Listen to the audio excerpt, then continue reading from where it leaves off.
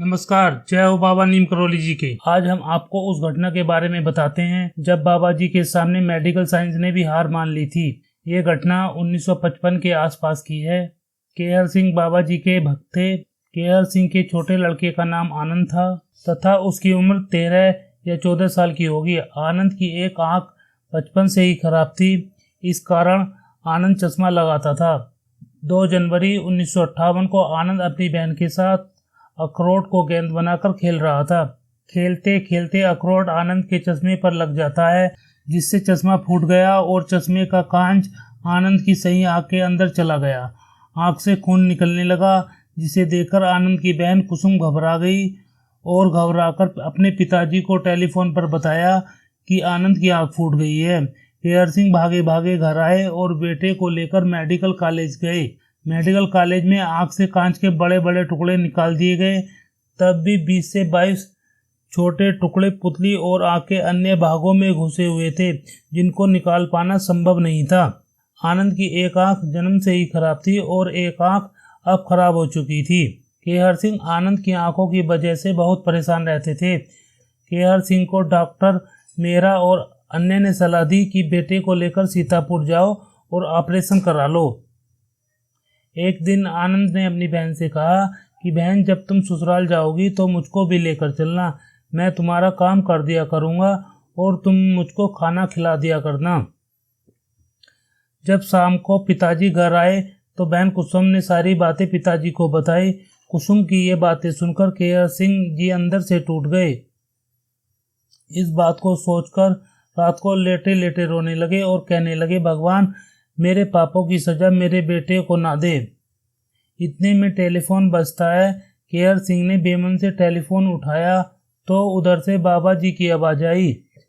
केहर सिंह जी महाराज, क्या कर रहा है? कुछ नहीं महाराज। नहीं, तू तो रो रहा है। तेरे लड़के की आंख फूट गई है, उसे सीतापुर मत लेके जाना, वो लड़के की आंख और फोड़ देंगे। लड़के को मोहनलाल के पास अलीगढ़ ले जा। और टेलीफोन बंद हो गया। टेलीफोन सुनने के बाद केहर सिंह के मन में आंख सही होने की आशा जगी। शायद अभी भी आंख ठीक हो सकती है। अगले दिन केहर सिंह ने अपने सहकर्मी शर्मा जी को, जो कि शिक्षा विभाग में सचिव थे, उनसे बोला कि आप डॉक्टर मोहनलाल के अस्पताल में एक कमरा बुक कर दो। शर्मा जी ने तभी डॉक्टर मोहनलाल को टेलीफोन लगाया। जो टेलीफोन उस समय घंटों बाद लगते थे, वो टेलीफोन आज पहली बार में लग गया। और टेलीफोन भी डॉक्टर मोहनलाल ने उठाया। जब शर्मा जी ने डॉक्टर मोहनलाल से बात की तो डॉक्टर मोहनलाल गुस्से में बोले, कैसा लापरवाह है ये तुम्हारा केहर सिंह, अभी तक लड़के को नहीं लाया, जिसके लिए 3 दिन से कमरा बुक पड़ा है। केहर सिंह शर्मा जी से डॉक्टर की बात सुनकर आश्चर्यचकित हो गए और सोचने लगे, 3 दिन पहले कमरा किसने बुक करा दिया? ऐसा करने वाला भला बाबा जी के अलावा और कौन हो सकता था? केहर सिंह ने अगले ही दिन अपनी पत्नी और भतीजी के साथ अपने लड़के को अलीगढ़ भेज दिया। अलीगढ़ रेलवे स्टेशन पर स्वयं डॉक्टर मोहनलाल इन लोगों को रिसीव करने आए।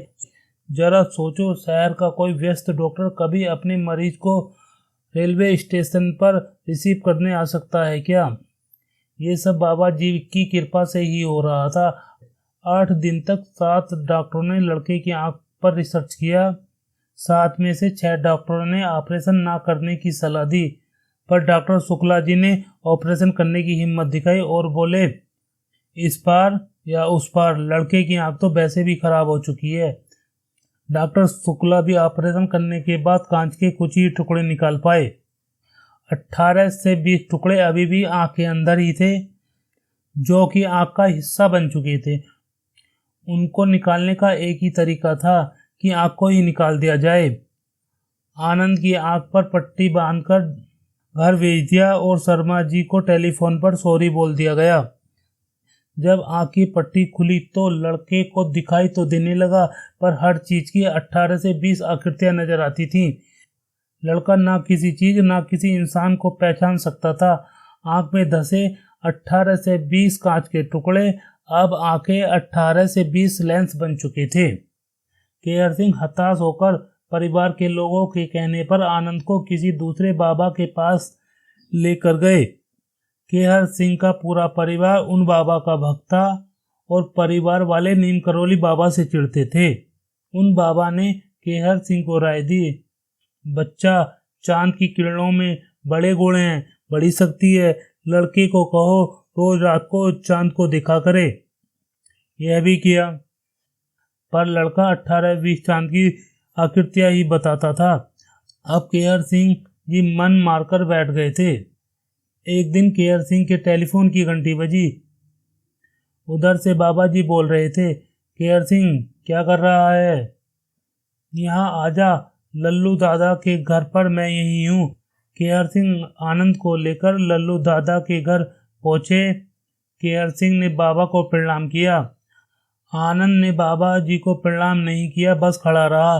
तभी बाबा जी ने आनंद को अपने पास खींच लिया और उसका हाथ पकड़कर उसकी हथेली को अपनी तर्जनी अंगुली से दबाकर छोड़ दिया और केहर सिंह से कहा, जा तू अब अपना काम कर ले।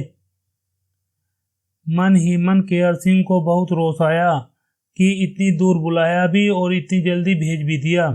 केहर सिंह कुछ समझ नहीं पाया और वापस लखनऊ लौट आए।